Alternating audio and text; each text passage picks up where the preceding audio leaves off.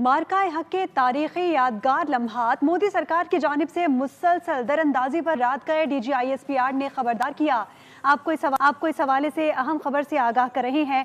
Lieutenant general Ahmad शरीफ चौधरी ने गुज़िश्ता साल रात का इस वक्त मुख्तसर प्रेस कॉन्फ्रेंस की थी, क्योंकि पाकिस्तान की अमन की बरकरार रखने की बार बार कोशिशों के बावजूद भारत की जानिब से दरअंदाजी जारी रही थी।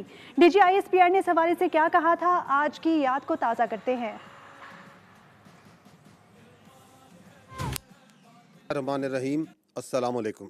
भारत अपनी नंगी जहरियत को जारी रखते हुए कुछ देर कबल उसने अपने तैयारों से फ़ज़ा से ज़मीन पर मिज़ाइल दागे हैं। नूर खान बेस पाकिस्तान एयरफोर्स की मुरीद बेस और शोरकोट बेस को निशाना बनाया गया है। अब तक की इत्तलात के मुताबिक अल्हम्दुलिल्लाह एयरफोर्स के एसेट्स तमाम महफूज हैं। इसके अलावा भारत ने अफ़गानिस्तान में भी मिसाइल दागे हैं और ड्रोन्स का हमला भी अफगानिस्तान पर किया है। भारत अपने पागलपन और जहरियत के ज़रिए और अपनी मकारी के ज़रिए पूरे खित्ते को एक ख़तरनाक जंग की तरफ धकेल रहा है। हम सिर्फ उसको ये कहना चाहते हैं कि ना हम तुम्हारी ताकत, ना तुम्हारी मकारी और तुम्हारी जहरियत से मरूब होने वाली कौम है। Now you just wait for our response.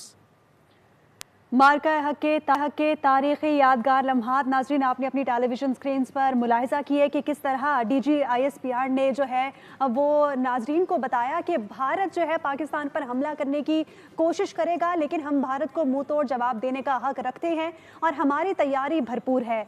मार्का हक के तारीखी यादगार लम्हात मोदी सरकार की जानिब से मुसलसल दरअंदाजी पर रात गए DGISPR ने खबरदार किया था कि अब हमारे जवाब का इंतज़ार करें। लेफ्टिनेंट जनरल अहमद शरीफ चौधरी ने गुज़िश्ता साल रात का इसी वक्त मुख्तसर प्रेस कॉन्फ्रेंस की थी, क्योंकि पाकिस्तान की अमन बरकरार रखने की बार बार कोशिशों के बावजूद भारत की जानिब से दरअंदाजी जारी रही थी। DGISPR ने अपनी प्रेस कॉन्फ्रेंस में भारत की ललकार को जो है वो भारत को ललकारा था और कहा था कि तुम पाकिस्तान पर हमला करो और हम तुम्हें बताएंगे कि पाकिस्तान की अफवाज पाकिस्तान की हिफाजत के लिए हम वक्त तैयार है। उनका क्या कहना था, एक बार फिर से आपको सुनवाते हैं। रहीम, अस्सलाम वालेकुम। भारत अपनी नंगी जहरियत को जारी रखते हुए कुछ देर कबल उसने अपने तैयारों से फ़ज़ा से ज़मीन पर मिज़ाइल दागे हैं। नूर खान बेस पाकिस्तान एयरफोर्स की मुरीद बेस और शोरकोट बेस को निशाना बनाया गया है। अब तक की इत्तलात के मुताबिक अल्हम्दुलिल्लाह एयरफोर्स के एसेट्स तमाम महफूज हैं। इसके अलावा भारत ने अफ़गानिस्तान में भी मिसाइल दागे हैं और ड्रोन्स का हमला भी अफगानिस्तान पर किया है। भारत अपने पागलपन और जहरियत के ज़रिए और अपनी मकारी के ज़रिए पूरे खित्ते को एक ख़तरनाक जंग की तरफ धकेल रहा है। हम सिर्फ उसको ये कहना चाहते हैं कि ना हम तुम्हारी ताकत, ना तुम्हारी मकारी और तुम्हारी जहरियत से मरूब होने वाली कौम है। Now you just wait for our response. मार्का हक के तारीखी यादगार लम्हात नाज़रीन, आपने अपनी टेलीविज़न स्क्रीन पर मुलाहिज़ा किए। ज़ाहिर शाह शराजी साहब हमारे साथ मौजूद है, सीनियर तज्ज़ियाकार हैं। सर, आपसे जानना चाहूँगी, पिछले साल इसी वक्त DGISPR ने अहम प्रेस कॉन्फ्रेंस की थी और भारत को मुंह तोड़ जवाब देने के हवाले से उन्होंने कहा था कि भारत की जो जारियत है हम उसका जवाब देने का हक रखते हैं। और हमने देखा मार्का हक में बुनियादुल मरसूस में जो पाकिस्तान की जो फ़ौज है उसने जिस तरह रिस्पॉन्ड किया, क्या कहेंगे इस ओवरऑल सिचुएशन के हवाले से? देखिए, मेरे ख्याल में बड़ा एक हिस्टोरिक दिन था और तारीख में शायद याद रखा जाएगा। काफ़ी प्रेशर भी आया होगा और मेरे ख्याल में जिस तरीके से ऐलान हो रहा था यही वक्त था और जिस वक्त पाकिस्तान ने पहली दफ़ा 4 बजे के करीब रिस्पॉन्ड किया। और ये मेरे ख्याल में हम समझ सकते हैं कि कौमों की तारीख में ऐसे दिन बड़े कम होते हैं और हम सब तमाम मीडिया, इंटरनेशनल मीडिया इस चीज़ को देखता रहा कि किस तरीके से पाकिस्तान का एक जो है वो जवाबी वार शुरू हुआ। और मेरे ख्याल में शायद हिंदुस्तान और दुनिया ये एक्सपेक्ट नहीं कर सकती थी कि जो DGISPR साहब का, जनरल शरीफ का बयान था, वो शायद सिंबॉलिक है या कोई वाकई पाकिस्तान कुछ कर सकता है। और फिर अगले 4 घंटे में हमने देखा कि पाकिस्तान ने उधमपुर से लेके जितना मतलब एक पूरा मैकेनिज्म बनाया था हिंदुस्तान ने पाकिस्तान के खिलाफ, उसको निस्त नाबूद किया। न सिर्फ जमीन पर बल्कि आप देखें जो एयर पावर थी उसके अंदर किस तरीके से उनके सबसे सोफिस्टिकेटेड राफेल को गिराया। मैं ये समझता हूँ कि शायद हिंदुस्तान को भी एक्सपेक्टेशन नहीं थी और हिंदुस्तान को इन्वेस्टिगेट करने वाले लोगों को भी एक्सपेक्टेशन नहीं थी कि पाकिस्तान का रिस्पांस जो है वो इतना सिवियर हो सकता है। पहले आप देखिए, पहले जो हमला हुआ कितना टेक्निकली, उनके जितने भी ड्रोन्स थे उनको हमने इलेक्ट्रॉनिकली जाम करके गिराया, अपने डिफेंस सिस्टम को जो है वो तकरीबन हम कह सकते हैं कि टोटली शेल्टर किया, उसको कैमोफ्लॉज किया। लोगों का शायद ये ख्याल था कि पाकिस्तान रिस्पॉन्ड नहीं कर सका। इंडिया के ड्रोन जो हैं वो तो लाहौर से होते हुए पेशावर पहुंच गए, कराची पहुंच गए, और एक लिहाज से जो इंडियन मीडिया प्रोपेगेंडा कर रहा था उसके लिहाज से तो शायद वो पाकिस्तान को टेक ओवर कर चुके थे। लेकिन इस रिस्पॉन्स के बाद हम देख सकते थे कि क्या हुआ, और हिंदुस्तान को शायद अपनी तारीख की सबसे बदतरीन शिकस्त दी। पाकिस्तान एक फातह के तौर पर उभरा, और आज वो दिन है जिस जहां हम सब जो है वो इस मौके को जो है वो सेलिब्रेट कर रहे हैं, मार्क कर रहे हैं, याद कर रहे हैं। मैं ये समझता हूँ कि ये हमारे लिए बड़ी फख्र की बात है बहैसियत पाकिस्तानी और बहैसियत जर्नलिस्ट। दूसरा, इससे पहले भी हम बात करते रहे कि जिस तरीके से इंडियन मीडिया का रोल रहा है, उन्होंने एक जो है वो मिलिट्री जंग के साथ साथ एक बड़ी जबरदस्त किस्म की एक हाइब्रिड वॉरफेयर पाकिस्तान के खिलाफ मीडिया प्रोपेगेंडा की शक्ल में की। बहुत सारे इंटरनेशनल मीडिया भी शायद वो इंडियन लाइन टो कर रहा था। आपने देखा उस दिन जो लैंग्वेज थी वो यही थी कि पाकिस्तान ने कुछ किया होता तो हम इसको वेरीफाई करेंगे, जबकि हिंदुस्तान की जाने से एक नैरेटिव भी आ रहा था कि जो कुछ हुआ है वो बिल्कुल ठीक है। तो मेरे ख्याल में मैं ये समझता हूँ कि ये सबक हिंदुस्तान को 9 मई भी याद रहेगा, मार्का हक भी याद रहेगा, और पाकिस्तान का बयान मरसूस भी सारी जिंदगी याद रहेगा। उन दुश्मनों को जो कि पाकिस्तान को किसी भी लिहाज से अगर मैली आंख से देखेंगे तो इससे रिस्पॉन्स बड़ा सख्त होगा। आपने 2 दिन कबल एक बयान सुना होगा हमारे डिप्टी प्राइम मिनिस्टर इसहाक डार साहब का बगलिहार डैम के हवाले से। उसमें पाकिस्तान का स्टांस बड़ा वाज़ेह है, क्योंकि एग्रेशन अगर होगी, एग्रेशन वाटर एग्रेशन होगी, चाहे वो बॉर्डर एग्रेशन होगी, वो एक्ट ऑफ वॉर है, और एक्ट ऑफ वॉर में पाकिस्तान रिस्पॉन्ड करेगा। तो अब भी हम देख रहे हैं कि हिंदुस्तान बाज नहीं आया। कन्वेंशनल जंग में तो एक जबरदस्त शिकस्त हुई उनको। ईस्टर्न बॉर्डर के ऊपर हिंदुस्तान कभी ट्राई नहीं करेगा, ना वो एयर वायलेशन करेगा, ना वो जमीनी फौज की वायलेशन करेगा।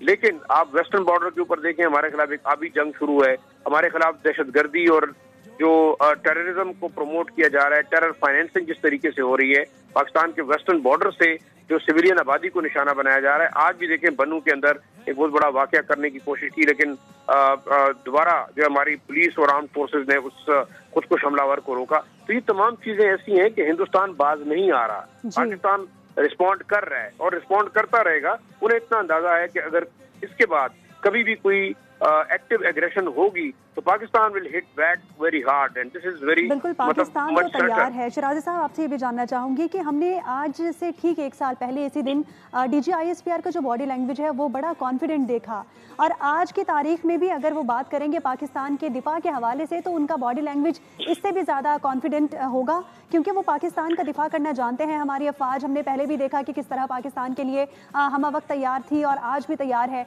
क्या समझते हैं जो सिंदूर 2 के हवाले से बातें चल रही हैं इंडिया की जानिब से, आप समझते हैं कि सिंदूर 2 के हवाले से इंडिया कोई ऐसी हिमाकत करेगा पाकिस्तान के ऊपर?